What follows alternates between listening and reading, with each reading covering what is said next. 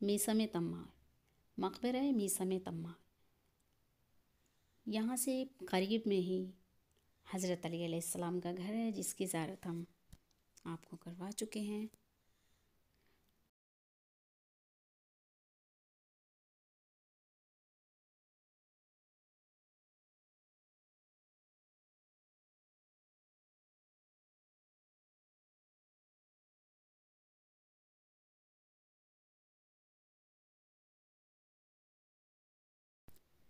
یہ راستہ جاتا ہے جو حضرت علی علیہ السلام کے گھر اور مسجد کوفہ کی طرف جاتا ہے۔ یہاں سے لوگ پیدل ہی جاتے ہیں۔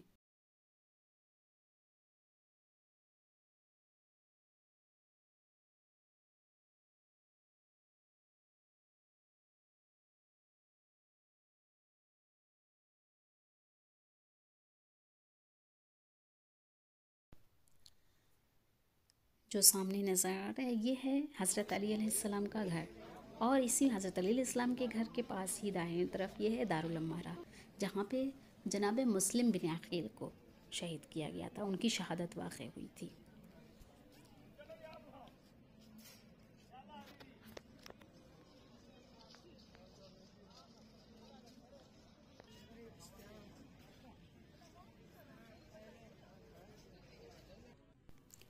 اور یہ ہے حضرت علی علیہ السلام کا گھر۔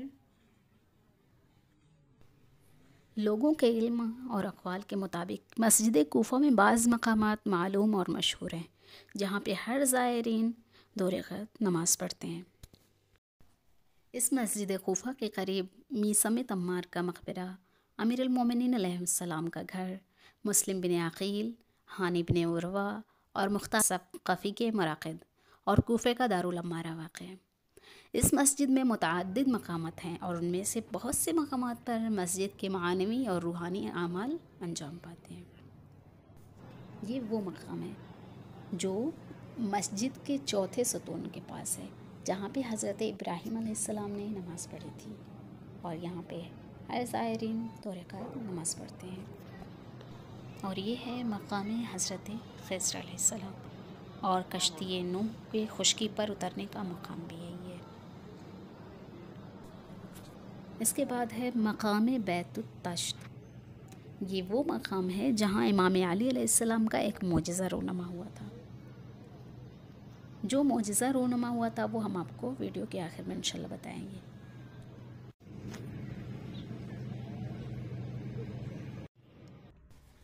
اس کے بعد یہ مقام ہے دکۃ القضاء۔ یہ وہ مقام ہے جہاں امیر المومنین علیہ السلام بیٹھ کر فیصلے سناتے تھے۔ اس مقام پر ایک چھوٹا سا ستون تھا جس پر لکھا تھا ان اللہ یامرکم بالعدل والاحسان وایتاء ذی القربی وینہی عن الفحشاء والمنکر والبغی، جس کا ترجمہ ہے کہ بلا شبہ اللہ عدالت یعنی حسن سلوک اور صاحبان قرابت کو دینے کا حکم دیتا ہے، اور بے شرمی، برائی اور ظلم و تعدی سے منع کرتا ہے۔ اس کے بعد یہ مقام ہے مقام نبی اللہ، جو کہ ہمارے آخری نبی ہیں۔ یہاں پہ معراج سے جانے سے پہلے خداوند عالم کے حکم سے ہمارے آخری رسول نے دو رکعت نماز پڑھی تھی، جس کو مقام نبی اللہ کے نام سے یاد کیا جاتا ہے۔ یہاں پہ ہر زائرین دو رکعت نماز پڑھتے ہیں۔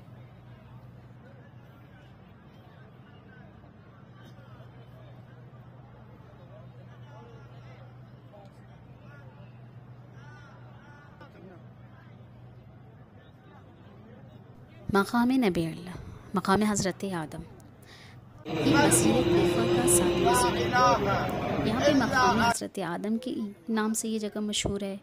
یہ وہ مقام ہے جہاں خداوند متعال نے حضرت آدم کی توبہ قبول فرمائی تھی، اور یہاں پہ حضرت امیر المومنین حضرت علی علیہ السلام بھی اس ستون کے قریب نماز پڑھتے تھے، اس لیے یہ مقام ان کے نام سے بھی مشہور ہے۔ اس کے بعد یہ ہے مقام جبرائیل، جو مسجد کوفہ کے 5ویں ستون کے پاس ہے، جو حضرت جبرائیل کے نام سے منسوب ہے۔ شب معراج جب رسول اللہ مسجد الحرام سے مسجد اقصیٰ کی طرف جا رہے تھے، جو کہ پہلے مقام نبی کے پاس آپ کو بتایا گیا کہ جب سرزمین کوفہ پہ پہنچے تو جبرائیل نے عرض کیا، اے رسول خدا، اب آپ مسجد کوفہ کے سامنے ہیں۔ رسول اللہ نے خداوند متعال کی اجازت سے وہاں 2 رکعت نماز پڑھی تھی، اور اس مقام پہ امام حسن بھی نماز پڑھا کرتے تھے، چنانچہ یہ مقام امام حسن کے نام سے بھی مشہور ہے۔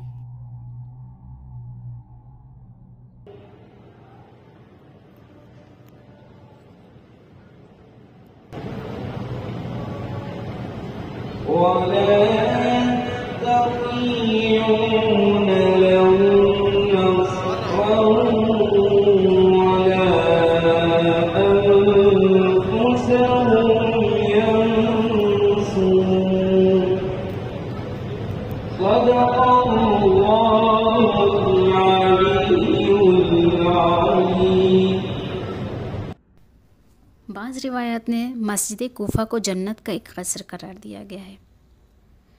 امام علی علیہ السلام فرماتے ہیں کہ جنت کے 4 قصور دنیا میں ہیں: مسجد حرام، مسجد رسول، بیت المقدس کی مسجد اور مسجد کوفہ۔ فرشتوں کی سجدگاہ، روایت میں ہے کہ حضرت آدم سے قبل فرشتے اس مقام مقدس پر عبادت کرتے تھے۔ امام علی علیہ السلام فرماتے ہیں کہ پہلا مقام جہاں اللہ کی عبادت و بندگی کی گئی کوفہ ہے۔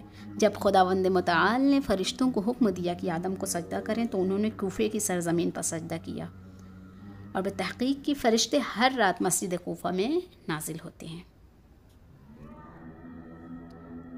اور اس کے بعد اس طرف ہے مرقد مسلم بن عقیل اور مختار ثقفی اور ہانی بن عروہ۔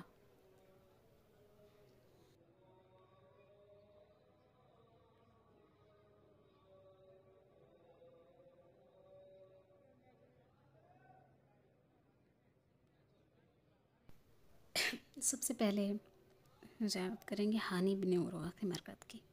اس طرف ہے ہانی بن عروہ کا مرقد کہ مسلم بن عقیل اور ہانی کی شہادت کے بعد قبیلہ مزہج نے ابن زیاد سے اجازت لی اور ان 2 بزرگواروں کو دارالمارہ کے قریب سپرد خاک کیا۔ بعض روایات کے مطابق ان دونوں کی میتیں کئی روز تک زمین پر پڑی رہیں، یہاں تک کہ میثم تمار کی زوجہ نے رات کے وقت جبکہ سب سو رہے تھے انہیں اپنے گھر منتقل کیا اور آدھی رات کو انہیں مسجد کوفہ کے قریب سپرد خاک کیا۔ ہانی بن عروہ کے حرم کی تعمیر کی تاریخ تقریباً مسلم بن عقیل کے حرم کے ساتھ مشترک ہے۔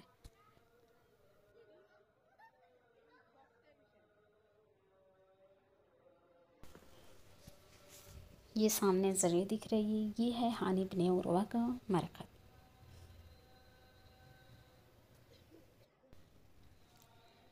یہی وہ جگہ ہے مسجد کوفہ جہاں پہ امام زمانہ عجل اللہ تعالی فرجہ الشریف کے زمانے میں متعدد روایات کے مطابق کہ حضرت مہدی علیہ السلام کی عالمی حکومت کا مرکز اور دارالخلافہ شہر کوفہ ہے۔ امام جعفر صادق علیہ السلام فرماتے ہیں کہ حضرت مہدی کی عالمی حکومت کے بارے میں پوچھا گیا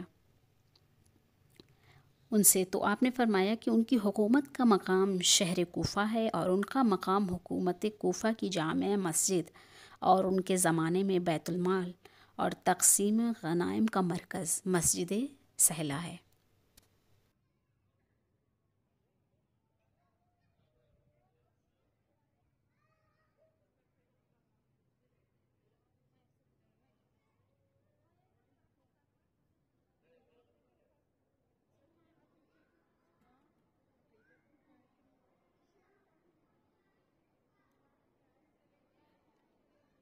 اس کے بعد یہاں پر ہے مرقد مسلم بن عقیل جو کہ ہانی بن عروہ کے پاس ہے۔ دونوں کا مرقد پاس میں ہی ہے۔ مسلم اور ہانی کی شہادت کے بعد قبیلہ مزہج نے ابن زیاد کی اجازت سے ان دونوں کی میتوں کو دارالمارہ کے قریب دفنایا دیا تھا۔ شاید اس مقام کو اس لیے ان کی تدفین کے لیے منتخب کیا کہ ان کی قبروں پر حکومت کی نگرانی ممکن ہو۔ سن 65 ہجری تک ان کی قبروں پر کوئی سائبان نہ تھا۔ اس سال مختار ثقفی نے مسلم بن عقیل کی مرقد پر پہلی عمارت تعمیر کرنے کا حکم دیا اور ان کے مرقد کے لیے حرم قرار دیا اور گنبد و بارگاہ کی بنیاد رکھی اور ان کے ناموں کو سنگ مرمر کے تختوں پر کندہ کروا کے اور تختوں کو ان کی قبروں پر رکھوا دیا۔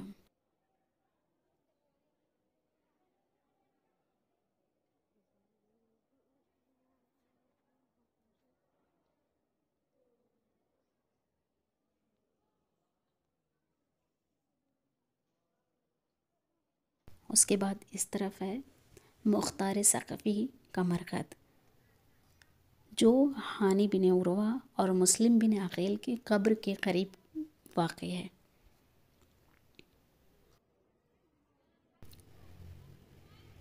شہر کوفہ میں امام زمانہ کے اقدامات۔ مساجد بالخصوص مسجد کوفہ توسیع و ترقی، چونکہ کثیر تعداد میں عوام اہل بیت امام زمانہ کے فیضات کی ادراک اور آپ کے قریب رہنے کے لیے دنیا کے گوشے گوشے سے کوفے کا رخ کریں گے، اور اس لیے کہ نماز میں لوگ بآسانی شرکت کر سکیں، مسجد کوفہ کو توسیع دی جائے گی اور 1000 دروازے مسجد کوفہ کی طرف کھولیں گے، اور امام آج مساجد بالخصوص مسجد کوفہ کی توسیع کا اہتمام کریں گے، جس میں امام جعفر صادق علیہ السلام فرماتے ہیں کہ ہمارے قیام کریں گے تو کوفہ کی پشت پر ایک مسجد تعمیر کریں گے جس کے 1000 دروازے ہوں گے، اور یہ مسجد کوفہ کے گھروں کو دریائے فرات سے متصل کرے گی۔ یہی وہ مقام ہے جہاں پہ پہلی عبادت ہوئی، یعنی جب پروردگار عالم نے فرشتوں کو حکم دیا کہ جناب آدم کو سجدہ کریں، تو انہوں نے سجدہ اس کوفے کی سرزمین پہ کیا تھا۔ جیسے کہ آپ لوگ جانتے ہیں کہ حضرت علی علیہ السلام کا گھر مسجد کوفہ سے ملا ہوا ہے، کوفہ کی مسجد سے۔ تو یہاں پہ یہ جو آپ دروازہ دیکھ رہے ہیں، یہ باب السدہ ہے، جس دروازے سے امام علی علیہ السلام داخل ہوتے تھے مسجد میں، اور اسی کے پاس جہاں پہ امام علی علیہ السلام کو ضربت لگی، وہیں پہ وہ نماز پڑھاتے تھے۔ اس دروازے کے بعد فوراً مقام نوح ہے، مقام نوح کے بعد وہ جگہ ہے جہاں پہ امام علی علیہ السلام نماز پڑھاتے تھے۔ یہ مسجد کوفہ میں وہ جگہ مقام ضربت امیر المومنین، جس محراب میں حضرت امیر المومنین السلام کو ضربت لگی تھی، وہ مقام ہے جہاں ابن ملجم مرادی نے امیر المومنین علیہ السلام کو مجروح اور شہید کیا۔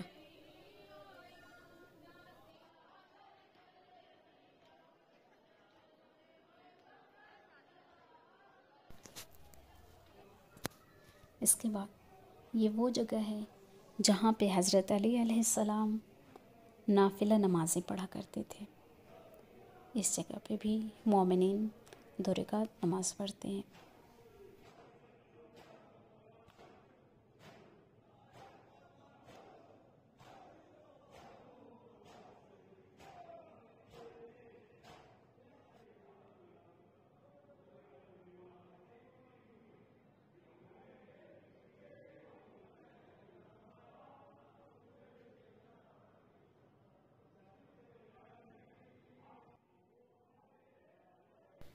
مقام بیت التشت۔ بیت التشت مسجد کوفہ میں وہ جگہ ہے کہ جہاں مولا امام علی علیہ السلام کا ایک معجزہ رونما ہوا تھا، جس کی داستان یوں ہے کہ ایک کنواری لڑکی نہانے کے لیے نہر کے اندر گئی، نہر کے پانی سے ایک جونک اس کے بدن میں داخل ہو گئی اور اس کا خون چوستی رہی، جس کی وجہ سے اس کے جسم میں ورم آ گیا اور پیٹ اس کا پھول گیا۔ اس لڑکی کے بھائیوں کو اس کے چال چلن پر شک ہوا اور انہوں نے اسے قتل کرنے کا ارادہ کیا۔ یہ لوگ فیصلہ کروانے کے لیے مولا کائنات کے پاس آئے۔ امام نے حکم دیا کہ دقت القضا کے نزدیک ایک خیمہ لگایا جائے اور لڑکی کو اس خیمے میں بٹھایا جائے۔ اس کے بعد کوفے کے ایک ماہر دائی کو لڑکی کا معائنہ کے لیے بلایا گیا۔ دائی نے معائنہ کیا اور بتایا کہ لڑکی حاملہ ہے۔ امام علی نے اس لڑکی کی بے گناہی کو ثابت کرنے کے لیے حکم دیا کہ کالی کیچڑ سے بھرا ہوا ایک تشت لایا جائے اور لڑکی کو کچھ دیر اس میں بٹھایا جائے۔ امام کے حکم پر ایسا ہی کیا گیا۔ لڑکی کے پیٹ میں موجود جونک نے جب کیچڑ کی بو سونگھی تو پیٹ سے باہر نکل آئی، اور امام کے اس معجزے سے لڑکی کی بے گناہی ثابت ہو گئی۔